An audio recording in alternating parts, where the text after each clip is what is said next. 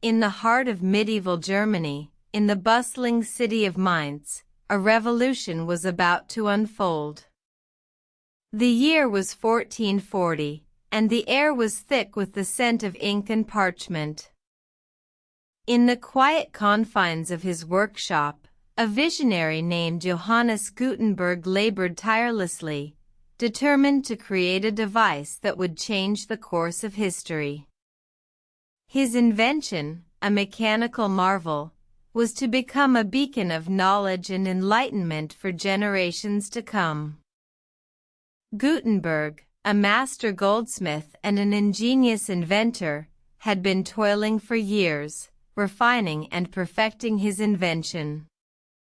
He had dreamt of a device that could replicate written texts, making knowledge accessible to the masses. The task was monumental, the challenges immense. The earliest attempts at mass-producing texts were time-consuming and labor-intensive. Gutenberg's mind, however, was relentless. He experimented with a variety of materials, from wood to metal, before settling on the perfect combination, metal movable type.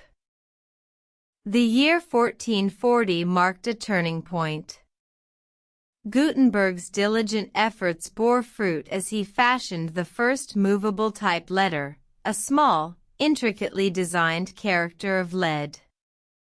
The creation of the type was a monumental achievement, but the real challenge lay ahead, creating an entire text from these individual letters. Gutenberg faced insurmountable odds. The task was not just technical, but also social. The Church, the primary provider of knowledge, feared the dissemination of information beyond the confines of its control. Yet, Gutenberg pressed on, undeterred by the skepticism and resistance that met his innovation. In the face of adversity, Gutenberg's resolve never wavered. He worked relentlessly, day and night, fueled by the promise of a future where knowledge was not a privilege but a right. In the heart of Mainz, the stage was set for the birth of a revolutionary invention. The first book ever printed by Gutenberg was the Bible.